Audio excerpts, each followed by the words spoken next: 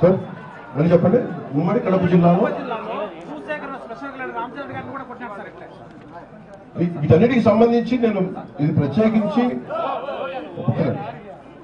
Cabinet లో చర్చిస్తాం. ఇది కేబినెట్ లో చర్చిస్తాం. ఇప్పుడు నా పేషీకి కూడా తెలియజేశాను.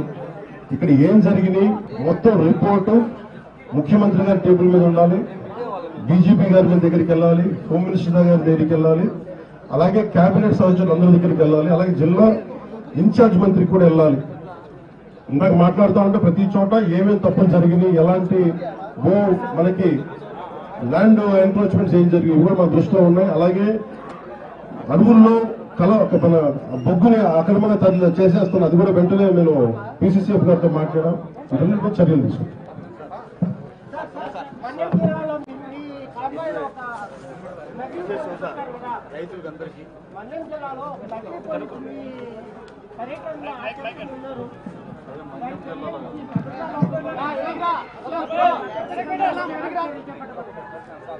నిజమే చెప్పాలంటే నా భద్రత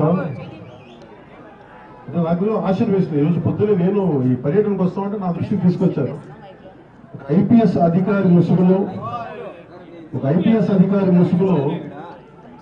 ఒక వ్యక్తి తిరిగాడు, వచ్చాడు, మొత్తం ఫోటోలు తీసుకున్నాడంటే నేను అడిగాను, అసలు ఎవరన్నా ఒక ఐపీఎస్ స్థాయి అధికారి వస్తే ఎవరన్నా అడుగుతాం కదా, how come it polices overlook అంటే ఎందుకు దీన్ని చూడలేకపోయారు అనేది నా పేషీ అధికారులతో మాట్లాడుతూ ఉన్నారు.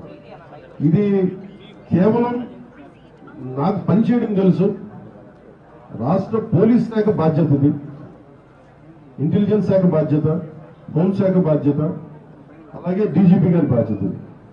నాకు పనిచేయడమే తెలుసు.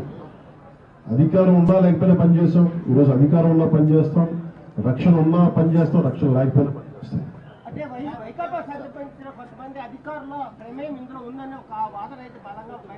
అంటే అది నాకు అంటే నేను వైకాపా విధానాలను ఎదిరిస్తాం, కానీ ఒక మాట మాట్లాడబోయే ముందు దానికి సరైన ఆధారం లేకుండా మాట్లాడకూడదు.